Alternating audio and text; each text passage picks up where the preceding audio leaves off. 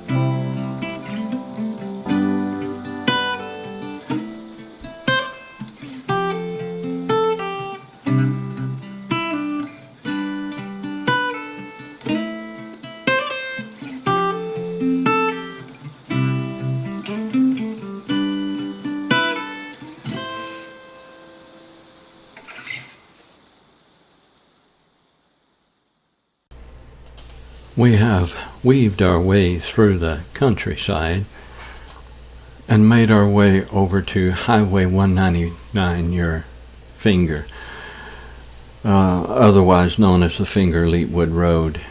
We're going to take a ride on Ed Barham Road. This is going to take us through the countryside again and through the 40 Forks community. 40 Forks is a part of the larger Bethel Springs area. 40 Forks community was established in 1828. Bethel Springs, Tennessee was founded in 1860 when the railroad was extended to the area, and it was named after a nearby spring, which in turn was named after the Bethel Presbyterian Church. The town was chartered in 1928 and has a population of 742 as of the 2020 census. More recent, in 2023, a tornado struck Bethel Springs, resulting in the tragic loss of 9 lives and injuring many others. Its history is tied to the development of the railroad and local culture. The little town continues to thrive as a close-knit community in our rural Tennessee. The post office has been in operation since 1866. And so there's a little more history on the countryside we're riding through.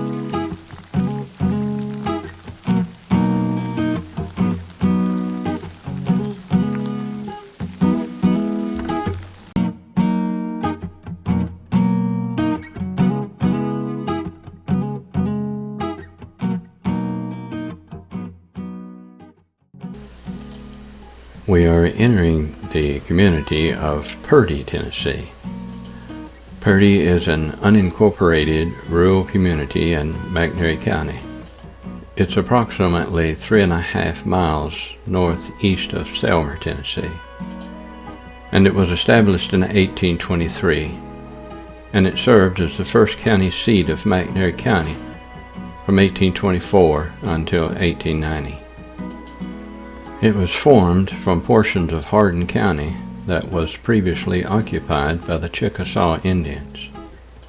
The town was platted in 1825 by Colonel John Purdy, a Pennsylvania native who immigrated to Tennessee in 1819, who served as Surveyor General of the 9th Surveyor's District.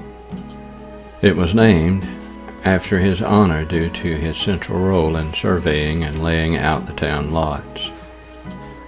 Early courts were convened in the home of Abel V. Murray until a temporary log courthouse could be built approximately 4 miles southwest of the eventual town site.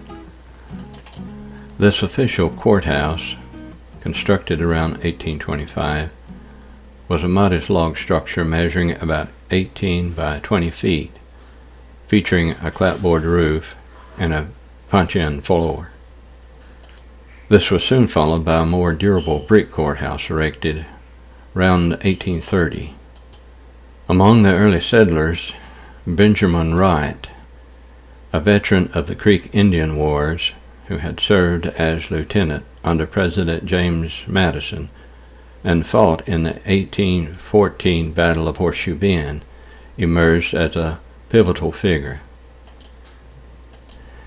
He was appointed as McNairy County's first surveyor in 1824. By the 1830s and 1840s, Purdy had evolved into a social and economic hub, bolstered by its position along the stage road from Nashville to Mississippi. Located around the courthouse square, you would find the general merchandise stores, saloons, livery stables, shoe and saddle shops, a stage stand, a Masonic lodge, lawyers and doctors' offices, at least one hotel, and taverns. There was a theater known as the Thespian Hall that hosted performances of Shakespeare's plays, reflecting the town's budding cultural life. And the 1831 courthouse expansion drew notable visitors like Davy Crockett and James K. Polk for political speeches. A route called Glover's Trace, which was an early Indian trail extending from Middle Tennessee to the Mississippi River, ran directly through the town, facilitating trade and migration along what later became part of the stage road from Nashville to Mississippi. Eventually, this route was incorporated into the United States Highway 64, known as the Davy Crockett Highway. The town's layout included 2 main streets, each about a half-mile long, connected by half circles, which accommodated stagecoaches and wagons, hauling goods like cotton and furs to markets in Memphis and Nashville. These routes, combined with proposed turnpikes such as the unbuilt 1835 Purdy to Chambers Road, positioned Purdy as a vital link in regional commerce, drawing merchants and professionals who established general stores, saloons, livery stables, and a tannery around the square. These businesses supplied settlers with essentials and bartering with remaining Chickasaw Indians, thereby trying economic activity closely to county administration. However, in the 1850s, Purdy's residents declined to fund the construction of a railroad line through the town. It was a decision that severely hampered its growth, but it preserved its rural character. The nearby Battle of Shiloh in 1862, fought in adjacent Hardin County, also contributed to the regional disruption, including damage to local institutions like the Purdy University, which had opened in 1859 as a prominent educational facility, offering courses in classics and sciences, but ceased operations amid the conflict and never fully recovered. The old Purdy Cemetery serves as a historical marker, containing graves dating back to the 1800s and including Civil War-era burials that reflect the town's divided loyalties and losses. Throughout the 20th century, Purdy remained an unincorporated community with negligible population growth, its decline compounded by the earlier impacts of the Civil War. Key sites like the old courthouse fell into disuse by the early 1900s, while modern remnants include the preserved Purdy Cemetery and a historic mansion that is recognized for its Civil War significance and maintained as a local landmark. To recap a little bit on Purdy University, I found it interesting that this college that was completed in 1858 and had its first session opening in 1859 boasted a board of trustees and offered advanced courses in Greek, Latin, science, philosophy, supported by a fine telescope, scientific instruments, and had a substantial library that was donated by John V. Wright, all which positioned it as one of the region's leading facilities for higher education. While Lake seemingly may have had more importance in its past heyday, this is still a beautiful place to ride through, and the countryside, and home to many families, and just another part of our wonderful history here in this United States. Well, all right, we're fixing to approach the Purdy country store, and see what we can find here for a bite of lunch. Again, I'm going to see if they've got one of those country store bologna sandwiches. Julie says my bologna has a second name. It's called David. Anyway, that's what we're looking for. So we're going to get off here and take a bite for lunch and end the episode here. And in the next episode, we'll leave Purdy and head on toward Mickey and see what we can find in that direction. So until then, we'll talk to you later. Hope you enjoyed the ride.